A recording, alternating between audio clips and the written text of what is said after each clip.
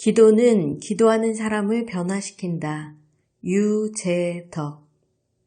만족을 구하는 기도를 하라. 하나님은 예언자 이사야의 입을 빌려 우리가 무엇을 구해야 할지 자세히 교훈하신다. 하나님은 우리에게 일상적인 욕구 가운데 가장 기본적이며 가장 커다란 부분을 차지하는 식욕에 관한 집착을 끊고 진정한 즐거움을 회복하도록 명령하신다. 굳이 심리학자 메슬로의 욕구 위계 이론을 인용하지 않더라도 우리에게 있어 먹는 것이 주는 즐거움은 상당하다. 식욕은 인간의 다른 모든 욕구의 기초가 되며 이것이 충족되지 않을 경우에는 다른 욕구 역시 결코 충족될 수 없다. 그런데 하나님은 음식만으로는 우리가 결코 배부를 수 없다고 말씀하신다. 우리는 음식을 보면 자연스럽게 먹고 배부름을 떠올리지만 하나님은 그 과정을 당연한 것으로 간주하지 않으신다. 음식만으로는 우리의 허기를 완전히 채울 수 없다는 것이다. 우리 각자의 마음에는 하나님만이 채우실 수 있는 공간이 있다. 이것은 다른 무엇으로도 결코 채울 수 없는 거룩한 허전함이다. 경우에 따라서는 먹을 것 이외에도 권력이나 명예, 또 재물이나 다른 즐거움으로 그 허전함을 채우려고 하지만 충족은 절대 불가능하다. 오직 한 가지 방법밖에는 없다. 바로 하나님의 은혜로 그 빈 공간을 넉넉히 채우는 것이다. 거룩한 허전함. 역사를 돌이켜보면 믿음의 선배들은 이 거룩한 허전함을 채우기 위해 오히려 역설적인 방법을 선호했다. 배를 채우기 위해 음식을 멀리한 것이다.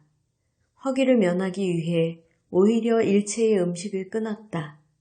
그것을 통해 음식이 결코 줄 수 없는 만족과 기쁨을 누릴 수 있었다. 음식을 절제하며 하나님께 드리는 기도는 우리의 영적 생활에 상당한 유익이 되기도 한다. 우리는 금식함으로써 먹는 것으로부터 자유로울 수 있다. 음식은 우리와 뗄래야 뗄 수 없는 관계이다. 우리는 늘 음식을 먹는다. 기쁠 때나 슬플 때나 심지어 몸이 불편할 때조차 적어도 하루에 1에서 1.5kg 정도의 음식을 먹어야 한다. 그래서 어떤 사람은 우스갯소리로 데살로니가전서 5장 16절 이하의 말씀을 항상 먹어라, 쉬지 말고 먹어라, 범사에 먹어라로 바꿔 표현하기도 한다. 사실 여기까지는 문제될 것이 없다. 하지만 음식에만 관심을 쏟느라 그것을 허락하신 하나님을 생각하지 않는 순간 우리는 음식의 노예가 되고 만다. 우리는 먹지 않으면 생존할 수 없다. 그럼에도 음식이 우리의 목적이 될 수는 없다. 바울이 식물은 우리를 하나님 앞에 세우지 못하나니 우리가 먹지 아니하여도 부족함이 없고 먹어도 풍성함이 없으리라고 말한 것도 바로 그 때문이다. 우리는 음식에 관한 집착을 끊음으로써 하나님이 주시는 진정한 자유를 누릴 수 있다. 금식 기도는 먹는 행위에 관해 감사하고 성찰할 수 있는 기회를 제공한다. 현대를 사는 우리들은 문명의 이기 덕분에 과거와 달리 노동의 땀은 적게 흘리면서도 기름진 것으로 즐거움을 얻을 수 있게 되었다. 우리의 식탁은 더욱 풍성해졌고 종류도 다양해졌다. 현대인들은 자신의 입을 즐겁게 할 수 있는 곳이라면 거리를 문제 삼지 않는다. 음식에 관한 한 제일 먼저 세계화되어 30년 전만 해도 상상할 수 없었던 메뉴가 식탁에 오르고 있다. 바닐라, 키위, 초콜릿, 인도 요리, 프랑스 요리는 더 이상 생소하지 않다. 우리의 입맛은 어느덧 그런 변화에 길들여져서 웬만한 음식에는 별다른 감흥을 느끼거나 아예 감사할 생각을 하지 못한다. 소박한 식당을 대하면 오히려 불편함을 느낄 정도이다. 중세 교회는 음식에 관한 탐닉을 7가지 대죄악들 가운데 하나로 규정했다. 음식에 관한 과욕은 하나님의 창조물이 주는 진정한 맛을 상실하게 한다. 하지만 금식 기도를 하는 순간 매일 우리의 식탁에 오르는 쌀 한 알, 콩 한 알, 그리고 오이 한 조각의 맛을 느끼게 된다. 그것들이 얼마나 소중하며 절묘한 맛을 지니고 있는지 오감이 아니라 온 몸으로 느낄 수 있다.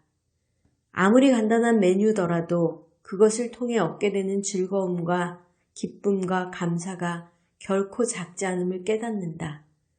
금식 기도는 자극적인 맛이 가져다주는 잠시의 즐거움을 넘어 우리의 근원이신 하나님께 마음을 집중할 수 있는 기회를 제공한다. 대부분 금식을 시작하면 바로 머리가 맑아진다. 우리의 두뇌가 혈액을 공급받기 위해 소화기관과 경쟁을 하지 않아도 되기 때문이다. 우리는 맑아진 머리로 우리의 생각을 하나님께 집중할 수 있다. 육체적으로는 영양이 원활하게 공급되지 않기에 이전에 비해 다소 무기력해질 수 있다.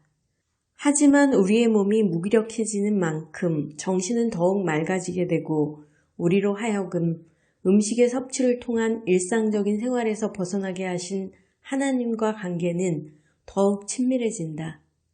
우리는 배고픔을 통해 오히려 나약함과 필요 혹은 하나님만이 채우실 수 있는 궁극적인 공허감 그리고 하나님을 떠났을 때의 절망감이 어떤 것인지 간접적으로 경험할 수 있다. 또한 지금의 하나님 안에 있는 우리의 모습을 감사하고 즐거워할 수 있다. 아울러 금식 기도는 우리와 동일하게 하나님의 형상으로 지음받은 어려운 이웃들과 연대감을 돈독하게 할 수 있는 계기가 될 수 있다. 오늘도 지근의 거리에 있는 형제들은 물론 전 세계적으로 6만 명 이상의 사람들이 굶주림 때문에 목숨을 잃고 있다. 올 한 해만 약 2천만 명의 사람들이 기아로 생명을 부지하기 어려운 상황에 내몰리게 될 것이다. 우리는 금식 기도를 통해 이 안타까운 현실을 직접 몸으로 경험하고 연대할 수 있다. 금식을 통해 기아의 고통을 참아내는 것이 결코 쉬운 일이 아니라는 지극히 평범한 사실을 깨달을 수 있다. 음식을 단지 물리적인 것으로만 간주하는 것은 잘못이다. 사람들은 음식을 통해 하나님과의 사랑과 은혜, 그리고 미래에 대한 소망을 경험한다. 더 이상 먹을 것이 없는 이들에게 배고픔보다 절망이 더 큰 위력을 발휘하는 것도 그 때문이다. 교회의 역사를 돌아보면 금식 기도가 주로 신앙과 관련된 영적 수련의 한 가지 방식으로 받아들여진 때가 많았던 것이 사실이다. 하지만 금식의 수행을 통해 모아진 재물은 주로 어려운 이들을 구제하는 데 사용되었다. 우리가 금식 기도와 사랑의 실천을 결합시키는 순간 우리의 눈앞에 거룩한 영적 지평이 새롭게 펼쳐질 것이다. 금식 기도의 원리. 금식 기도의 몇 가지 원리를 소개하면 다음과 같다. 첫째, 금식은 자기 자신이 아니라 하나님께 관심을 집중하는 것이다. 예수님은 이에 관해 매우 구체적으로 말씀하신다. 너는 금식할 때에 머리에 기름을 바르고 얼굴을 씻으라. 이는 금식하는 자로 사람에게 보이지 않고 오직 은밀한 중에 계신 내 아버지께 보이게 하려 함이라. 둘째, 금식 기도가 길어질 때는 주위 사람들로부터 도움을 받아야 한다. 일정한 시간에 한자리에 모여 격려하고 위로하고 함께 기도하는 것이 무엇보다 중요하다.